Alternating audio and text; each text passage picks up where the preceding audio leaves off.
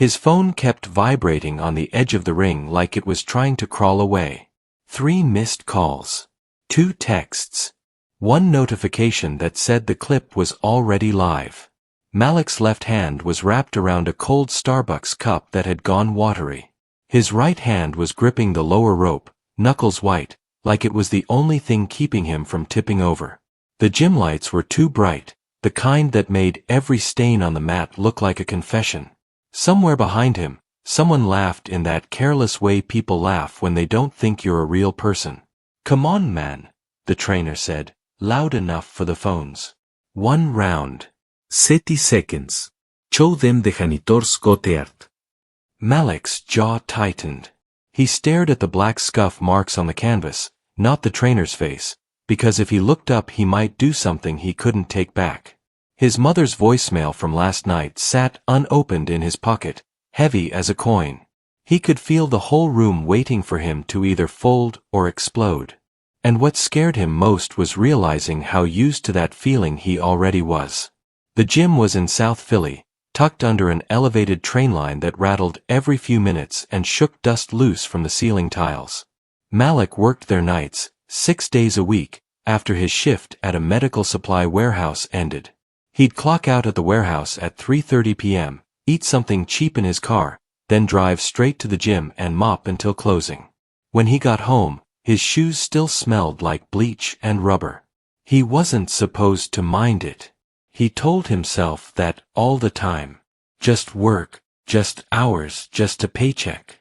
It wasn't like he had other options lined up. But lately it had started to feel like he was disappearing inside the routine. Like the person he used to be was something he could almost remember, the way you almost remember a dream. He used to train. Not professionally. Not with sponsors or walkout music. Just a guy who liked boxing drills after work, who liked the way a heavy bag made the world smaller for a while. A friend from high school got him into it years ago. Malik stuck with it until the friend moved away and Malik's life got crowded with bills. The trainer, Cody, ran the gym like a stage. He was in his early 30s, always wearing a headset mic for the classes even when there were only 6 people. He loved content. He called everyone family, and he meant it only when the cameras were on. Malik had tried to stay invisible around him, because being visible here came with a price. That afternoon, Cody had found him wiping sweat off the mirrors by the weights. "Yo, Malik," Cody said, like he'd just remembered Malik existed. "You ever spar?" Malik kept his eyes on the glass. "Not really." Cody's grin was quick, like a flash. "Man, everybody spars." "It's the gym. It's what we do." "I'm just working," Malik said. He kept his voice calm. Calm had gotten him through a lot. Cody's eyes flicked to Malik's hands. "Those are fighter hands, though. Look at that.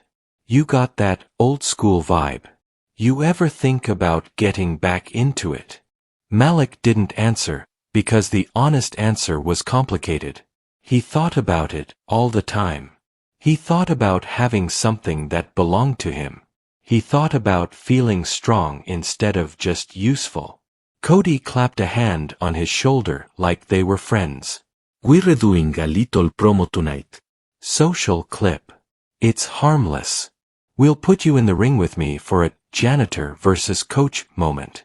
People love that underdog stuff." Malik stepped away from the touch. "I don't do that." Cody laughed, not mean exactly, just like Malik had said something cute. "Bro, it's not the UFC. It's 30 seconds. Gloves on. We move around. No contact. It's for fun." Malik felt heat crawl up his neck anyway. The words "no contact" didn't erase the part where a room full of strangers would watch him, judge him, decide what kind of man he was based on a clip. "I'm good," Malik said. Cody's smile tightened. "Come on." "Don't be sensitive." Malik froze. Sensitive. Like dignity was a personality flaw. "Look," Cody said, lowering his voice, and for a second it sounded like he was doing Malik a favor. It'll be good for you. People will see you. Might even get you some training time. You always talk about money being tight. This is a chance. Malik didn't remember ever talking to Cody about money. But Cody had ears. Cody had a way of knowing things. Malik's rent had gone up 2 months ago. His ex had moved out last year and taken half the furniture and most of the quiet. His mom's diabetes meds weren't fully covered, and every time she said she was fine, Malik heard the lie under it. A chance, Cody said, like Malik's life was a game show. Malik swallowed. I'm here to clean. Cody's face changed, just a flicker. You reherbe cause y let you be here. Don't forget that. Malik stared at him then. Not angry. Not shocked. Just tired, in a way that felt older than his age. He went back to wiping the mirror, because what else could he do in that moment? Start a fight? Lose his job? Go home and tell his mother he couldn't help with the meds this month because he needed to win an argument with a man who had never worried about rent? He worked his shift like normal, but the gym felt different after that. The laughter from the cardio class sounded sharper. The smell of sweat and disinfectant made his stomach turn. Every time the ring creaked, he flinched, even though he wasn't the one climbing into it. At 8:10 p.m., when he was emptying the trash near the front desk, a young woman with a stroller asked him where the bathroom was. Malik pointed, and she thanked him like he mattered. It was so small it almost didn't count, but it stayed with him anyway. The way her voice was normal.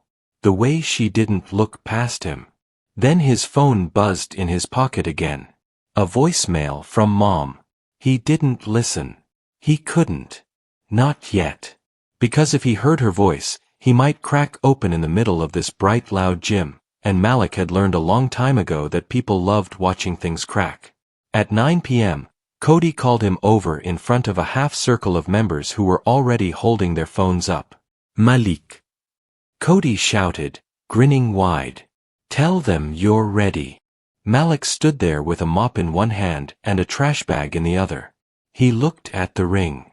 Looked at the phones. Looked at the smiling faces waiting for a punchline. He wanted to say no. He wanted to walk out. He wanted to be brave in the way people talk about online, where bravery doesn't come with consequences. But his mind went straight to rent. To his mom. To the warehouse job that was cutting hours. To the quiet shame of being one missed paycheck away from panic. He felt his throat go tight. Cody leaned in, still smiling, and whispered, "Don't embarrass yourself." That's when Malik realized the real trap wasn't the ring. It was the way the room had already decided who he was. And he didn't know yet if he had the strength to change that without losing everything else. Malik sat in his car with the engine off, hands on the steering wheel like he was still driving somewhere. The gym's neon sign glowed in his rearview mirror, humming against the dark. He should have been heading home, but he couldn't make himself turn the key. His phone was face down in the cup holder. It had kept buzzing during the last hour of his shift. He finally flipped it over and stared at the screen like it might bite him. One new voicemail. 2 texts from his mom. And a notification from a random account he didn't recognize, a tag on a video. He didn't open the tag. Not yet. He wasn't ready to see himself from someone else's angle. He tapped his mom's voicemail instead, because that felt like something he could control. It played on speaker, thin and crackly. "Baby, it's me," her voice said, soft, trying to sound normal. "Don't worry about me. I forgot to tell you the doctor moved my appointment. It's Wednesday now. I can get a ride. You don't have to take off work. I'm fine." Call me when you can. She wasn't fine. Malik heard it in the way she said fine, like she was holding her breath. He stared at the dashboard clock. 10:47 p.m. He thought about her sitting alone in her apartment in West Philly, the TV on low, a blanket over her knees even though she always insisted she wasn't cold. He thought about the way she'd started pausing on stairs, like she was listening to her own body. He called her back. It rang 4 times before she picked up. "Malik," she said, surprised, like she hadn't expected him to call at all. "Hey," he said. His voice came out hoarse. "You okay?" "I'm okay," she said quickly. "I didn't mean to bother you at work. I know you're tired." He hated that she apologized for needing him. "You're not a bother," he said. What did the doctor say last time? "About your sugar." There was a pause. The kind of pause that holds a whole other conversation inside it. "It's been up," she admitted. "But I'm taking the medicine." "Are you taking it, or are you stretching it?" Malik asked. He tried to keep his tone light, like a joke, but it landed heavy. Another pause. Then, quietly, "I'm doing what I can." Malik leaned his forehead against the steering wheel. He could almost feel the weeks stacking up, bills, overtime, small arguments with himself. "Ma," he said, "why didn't you tell me you were short?" "I didn't want you worrying," she said. You already do too much. Malik almost laughed at that. Too much. He worked 2 jobs and still felt like he was failing at the one thing that mattered. "I'll figure it out," he said, even though he didn't know how. "Just promise me you're eating," she said, switching away from the subject like she always did when she was scared. You sound thin. "I'm fine," Malik lied, because that's what they did, back and forth, trading worry like it was currency. When they hung up, Malik sat there a long time, staring at the blank screen of his phone. The gym's front door opened and closed behind him. People came out laughing, still hyped from class, talking about protein and grind mode. Malik watched them like they were part of a different life. He finally looked at the tagged video. It loaded fast. Too fast. His stomach tightened as soon as he saw the ring and heard Cody's voice, louder than everything else. "Yo, we got Malik in here," Cody was saying, and the camera swung toward Malik holding a mop like it was a prop. "Our janitor's about to show us what he's made of." Someone in the background laughed. Another voice said, "He don't want that smoke." Malik watched himself stand there, jaw tight, eyes flat. He looked smaller on camera. He looked like somebody trying not to flinch. Then the clip ended. 30 seconds. A few thousand likes already. Comments rolling in. Most were jokes. Some were worse in a way that felt personal even though they didn't know him. People loved an easy target, and the internet made it feel like a game. Malik locked his phone and tossed it onto the passenger seat like it was dirty. He felt heat behind his eyes. Not theirs yet. Just that pressure that warned him they were close. He took a long breath through his nose and let it out slow, like he'd learned years ago when he used to train. In for 4. Out for 6. Control what you can. The next morning, he went to his warehouse job on 3 hours of sleep and a stomach full of gas station coffee. The fluorescent lights made his head ache. He moved through the aisles scanning boxes, listening to the beep beep beep like it was counting down his life. At lunch, he ate a vending machine sandwich in his car and stared at the steering wheel again, like it was becoming a habit. His phone buzzed. A text from an unknown number. "You at the gym tonight?" Malik stared at it, confused. He didn't reply. Another text came in a minute later. "It's Denise. From the front desk. Sorry, I got your number from the emergency contact sheet. Hope that's okay." Malik's first reaction was irritation. Not at Denise exactly. Just at the fact that even his number wasn't private. But then he remembered Denise, a woman in her late 20s who worked evenings, always polite, always steady. She had a kid too, Malik had noticed. A little boy who sometimes sat behind the desk with headphones on, doing homework. Malik typed, "Who gave you permission to use that?" Then he erased it. He stared at the screen for a second, fighting the urge to turn hard. Being hard was his default. It kept people from pushing. He typed instead, "Yeah. Why?"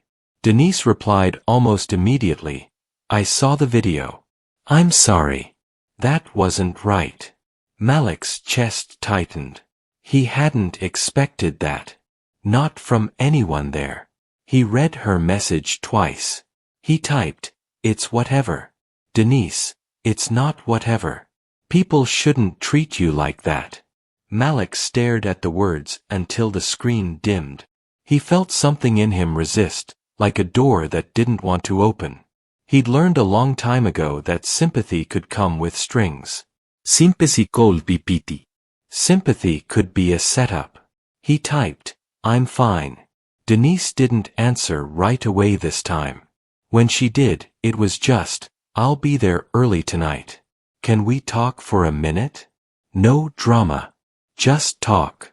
Malik almost ignored it. His instinct was to keep his head down, do his job, go home, repeat. Talking meant feeling.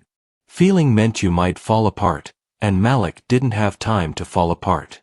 But then his mind slid back to his mom saying, "I'm doing what I can." To Cody whispering, "Don't embarrass yourself." To the comments under the video that made him feel like the whole world could decide he was nothing. Small human moments, he realized, were rare. And sometimes they were the only thing that kept you from turning into stone. He texted back, "Fine. 10 minutes. That evening, he arrived at the gym earlier than usual. The parking lot was half empty. The air smelled like winter and exhaust. Inside, the lobby lights were softer than the training floor, and the quiet made every sound sharper. Denise's keyboard clicking, the distant thump of someone hitting a bag, the hum of the vending machine. Denise looked up when Malik came in. She didn't smile like she was trying to fix him. She just nodded, like she respected his space. "Hey," she said. "Hey," Malik answered. He set his backpack down and kept his hands in his jacket pockets so she wouldn't see them shaking. Denise glanced around like she wanted privacy. "My kid's in the back," she said, lowering her voice. "He's doing homework. Cody's not here yet." Malik didn't respond. He didn't know what to do with kindness that didn't demand a performance. Denise slid a small paper bag across the counter toward him. "I grabbed you something," she said. "Don't overthink it." Malik stared at the bag. "What is it?" "Turkey sandwich," she said. "From the place on Broad." "And a bottle of water. I see you living off coffee and vending machine snacks." Ibe vender. Malik's throat tightened again, not from sadness exactly, but from the weird shock of being seen. He didn't reach for the bag. "I'm not," he started. Denise cut him off gently. "It's not charity. It's just food. Eat it or don't. I won't be offended." Malik looked down at the counter. The laminate had little scratches all over it, like the surface had survived a lot of small impacts. He thought about how tired he'd been. How his stomach had been burning for days. How nobody had ever slid him anything except a mop bucket. He picked up the bag. It was warm. "Thanks," he said, and his voice cracked on the word. Denise's expression softened, but she didn't make a big deal out of it. "You don't have to say anything," she said. "I just wanted you to know. I saw what happened. And I'm not cool with it." Malik swallowed hard. "It wasn't." He stopped. He didn't want to defend Cody. He didn't even know why he felt the urge to. Denise leaned forward slightly. "You ever notice how some people only feel big when they can make somebody else feel small?" Malik's jaw tightened. He looked away toward the training floor where the ring sat empty, ropes still, like it was waiting. Denise continued, "Cody's been doing these little jokes for months. Different people. New members. Staff. Whoever he thinks won't push back. You didn't deserve to be content." Malik stared at her then. "So what, you're gonna report him?" Denise exhaled. I already did. To the owner. But the owner likes numbers. Likes engagement. So I don't know what happens. Malik felt that familiar disappointment in his chest. Of course. Of course the system protected the loud guy. Denise watched him carefully. I'm not asking you to go fight him, she said quickly, like she knew where Malik's mind might go. I'm asking you not to let him make you smaller. Malik laughed once, short and bitter. Easy to say. Denise nodded. Yeah, it is. Harder to life. She paused, then said, What do you actually want, Malik? The question hit him harder than the video ever could. Because nobody asked him that. People asked him to work. To be quiet. To be grateful. To be invisible. But what do you want was dangerous. What you want meant you might have to admit what you didn't have. Malik's fingers tightened around the paper bag. He stared at it like it could answer for him. I want, he said slowly, to stop feeling like I'm always one problem away from losing everything. Denise nodded like she understood exactly. Okay, she said. That's real. Malik's chest rose and fell. He felt his resistance fighting him, telling him to shut down, to lock up, to keep the mask on. But Denise didn't seem like she was trying to save him. She just seemed like she was trying to remind him he existed. Denise said quietly, I can't fix your life. But I can tell you something practical. Malik looked at her. There's a community boxing program 2 stops from here, she said. It's not fancy. It's run out of a rec center. They're always looking for assistance. Not paid much, but it's something. More important, it's a place where people don't treat you like a joke. Malik felt his stomach twist. A rec center. Assistance. Another responsibility. Another thing to fit into a life already too tight. I don't have time, he said automatically. Denise tilted her head. You have time to be exhausted every day, she said. You have time to be angry and swallow it. What if you traded some of that time for something that makes you feel like you're building instead of just surviving? Malik didn't answer. His eyes burned again. Denise slid a sticky note toward him with an address and a name. Just think about it, she said. No pressure. And if Cody tries anything tonight, come stand by the desk. You don't have to do what he wants. Malik stared at the sticky note like it weighed 100 pounds. He slid it into his pocket. Thanks, he said again, quieter. Denise nodded. Eat the sandwich, she said, like an order. You'll make better decisions with food in you. Malik turned away before she could see his face fully, because he didn't trust what his expression would show. As he walked toward the back room to grab his cleaning supplies, he realized something small had shifted. Not the big stuff. Rent was still rent. His mom's appointment was still Wednesday. Cody was still Cody. But Malik wasn't alone in the room anymore. And that wasn't a miracle. It was just one person choosing to treat him like a human being. Malik didn't sleep much that night. He lay on his couch with the TV on mute, light flickering across the ceiling, the sticky note from Denise folded and unfolded in his fingers until the edges went soft. Every time he closed his eyes, his mind replayed the same loop. Cody's smile. The phones pointed at him.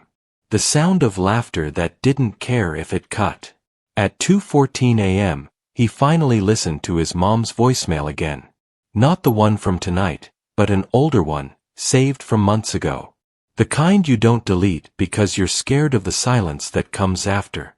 I'm proud of you, her voice said in the dark. Even when it feels like nothing's moving, I see you trying. Malik stared at the ceiling and felt something in his chest tighten, then crack. He turned his face into the couch cushion so the sound that came out of him wouldn't bounce off the walls. It wasn't loud. Just a broken inhale. A release he'd been holding back for years. The next day dragged. Every task felt heavier than it should have. He snapped at a coworker over nothing and immediately hated himself for it. In the bathroom mirror at work, he barely recognized his own eyes. They looked tired in a way sleep wouldn't fix. By the time his shift ended, he'd already decided not to go to the gym that night. He told himself he was sick. He told himself he needed rest. But underneath the excuses was something closer to fear. Fear of walking back into that space. Fear of seeing Cody's face again. Fear of confirming that the gym wasn't a place he could ever belong. He sat in his car for almost 20 minutes before pulling out of the parking lot.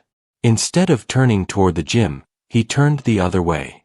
Toward the address on the sticky note. The rec center sat between a closed-down grocery store and a laundromat with flickering lights. The sign out front was chipped and faded. Nothing about the building looked impressive. Malik almost kept driving. He almost convinced himself this was a mistake, that he didn't belong here either. But something in him was tired of almosts. Inside, the air smelled like old mats and cleaning spray. A few teenagers were wrapping their hands near a row of lockers. A heavy bag cracked softly in the corner. No cameras. No ring lights. No audience waiting to laugh. A man in his late 40s looked up from a folding table stacked with clipboards. He had a shaved head and tired eyes that looked kind, not sharp. "You lost?" the man asked. Malik shook his head. "Maybe," he said honestly. Denise told me to come. The man nodded like that explained everything. "I'm Ron," he said. "You Malik." Malik hesitated, then nodded. Ron gestured toward the mats. "You can sit. Watch. You don't have to do anything." Malik sat on the edge of the room, hands on his knees. He watched the kids move through drills. Awkward. Focused. Trying. Nobody looked perfect. Nobody looked like they were pretending to be someone else. Ron sat beside him after a while. "You train before?" he asked. "Used to," Malik said.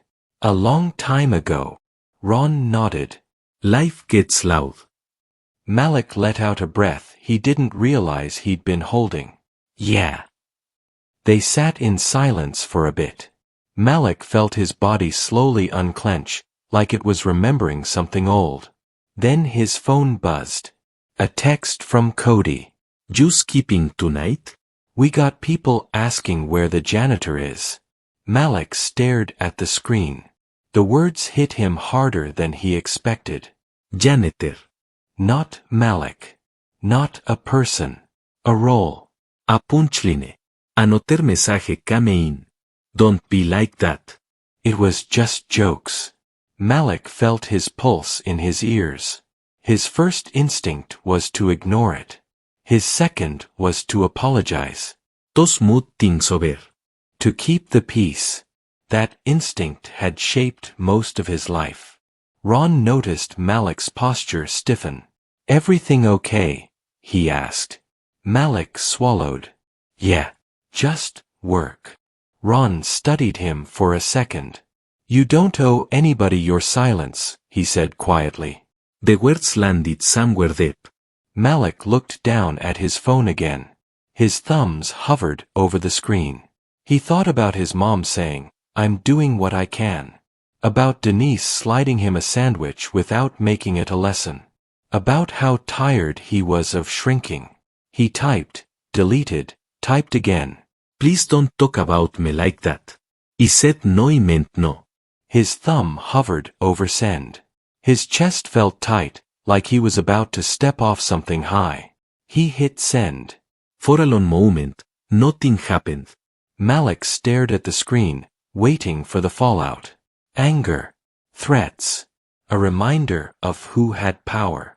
The reply came a minute later. "Wow. Didn't know you were so sensitive." Malik felt that word land again, familiar and sharp. Sensitive. Like caring about your own dignity was a flaw. Something inside him snapped, not loudly, not dramatically. Just a quiet break. The kind that changes the shape of things. He typed one last message. I won't be back tonight. Or tomorrow. We'll talk when you can be respectful. Then he blocked the number. His hands shook after. His stomach churned. Fear rushed in fast, telling him what he'd just risked. Rent. Hours. Stability. Ron watched him closely. Hard thing to do, he asked. Malik nodded. Yeah. Ron stood and clapped his hands once. Then it was probably the right thing. Malik let out a shaky laugh. You don't even know what I did. Ron smiled faintly. I know what it costs to stand up when you're tired. The session ended. Kids packed up their gear. Malik helped stack mats without being asked. It felt natural. Useful in a way that didn't make him small. On the drive home, the fear crept back in. What if Cody cut his hours? What if the gym fired him? What if standing up didn't lead to strength but to loss? At a red light, Malik rested his head back against the seat and closed his eyes. For the first time in a long time, he let himself ask the hard question. Why is it so hard to let go? The answer came slowly. Because letting go meant admitting he'd been accepting less than he deserved. Because it meant change. Because survival had taught him to tolerate things that chipped away at him, one small cut at a time. He thought about the rec center. About Ron's quiet certainty. About Denise's note. About his mom's voice. Maybe letting go wasn't quitting. Maybe it was choosing himself. When Malik got home, he didn't turn the TV on. He sat at his small kitchen table and wrote numbers on a scrap of paper. Bills. Hours. What he could cut back. What he could risk. It wasn't hopeful math. But it was honest. And for the first time, Malik felt like he was facing his life instead of ducking it. Malik woke up before his alarm the next morning, staring at the thin crack in the ceiling above his couch. The apartment was quiet in that early way that made every sound feel important. A car passed outside. Someone upstairs walked across their floor. Life moving, whether he was ready or not. For a few seconds, panic hit him hard. The kind that starts in the chest and spreads. He remembered blocking Cody's number. Remembered the math on the scrap paper. Remembered that standing up for himself didn't come with guarantees. He sat up slowly and put his feet on the floor. The cold surprised him. It felt grounding. He checked his phone. No new messages. No missed calls. That silence felt heavy, but also clean. At work that day, the warehouse supervisor pulled him aside near the loading dock. Malik's stomach dropped before the man even spoke. Listen, the supervisor said, scratching his neck. We're cutting overtime again next week. Malik nodded. He'd expected that. Okay. The supervisor hesitated. But, you've been solid. Always on time. No drama. I might be able to move you to an earlier shift if you want. Same hours. Different section. Malik blinked. It wasn't a promotion. It wasn't a rescue. But it was something. Yeah, he said. That would help. The supervisor nodded. Talk to HR. When Malik walked back to his station, he felt a small lift in his chest. Not relief. Just a reminder that effort wasn't invisible everywhere. That evening, he went back to the rec center. Ron handed him a pair of old gloves and asked if he wanted to help the younger kids with footwork. Malik said yes before he could overthink it. The kids were awkward and loud and honest. One of them asked Malik why he was so quiet. Malik shrugged and said he was learning to listen. The kid accepted that like it made perfect sense. Afterward, Ron handed Malik a bottle of water and leaned against the wall beside him. "We can't pay much," Ron said. "But if you want to help out twice a week, I'll put you on the schedule." Small stipend. Malik stared at the water bottle, then nodded. I'd like that. It wasn't a dream job. It didn't fix everything. But when Malik drove home that night, his shoulders felt lighter than they had in months. 2 days later, Denise texted him. "You okay?" Malik typed back. "Yeah. Mostly." She replied with a thumbs-up emoji and then, "Cody's been real quiet." Malik felt a flicker of anxiety, but it passed quicker than he expected. Quiet didn't mean safe, but it meant space. And the space mattered. On Wednesday, he took his mom to her appointment. He sat beside her in the waiting room, listening to the TV drone on about morning news. She reached over and squeezed his hand without looking at him. "You've been different," she said. He glanced at her. Different how? "Calmer," she said. "Still tired. But steadier." Malik smiled faintly. "I'm trying." She nodded. That's all you ever wanted. That night, Malik returned to the gym for his cleaning shift. Cody wasn't there. The owner nodded at Malik, but didn't say much. The room sat empty. No phones. No jokes. Malik cleaned like he always did, but it felt different now. Not because the place had changed, but because he had. As he finished up, he caught his reflection in the mirror. Same face. Same tired eyes. But there was something new there too. A line drawn. A boundary that hadn't existed before. He listened to his mom's voicemail one more time before deleting it. Not because he didn't love her voice, but because he didn't want to live in fear of losing it. He wanted to make new moments instead. Later that week, Denise handed in her notice. She was moving to a different job, closer to her kids' school. On her last night, she hugged Malik and said, "Don't disappear." "I won't," Malik said. And for the first time, he believed it. The video never fully went away. It floated around online, popping up now and then. Malik stopped reading the comments. He stopped letting strangers define him. Life didn't magically get easier. Money stayed tight. Some days were heavy. Some nights he lay awake worrying. But there were wins too. Small ones. A kid at the rec center finally getting his footwork right. His mom's numbers improving. A shift change that gave him mornings back. One night, sitting alone at his kitchen table, Malik realized something simple and solid. Self-worth wasn't loud. It didn't knock anyone out. It didn't go viral. It showed up quietly, in the moments where you chose not to shrink. And sometimes, that was enough.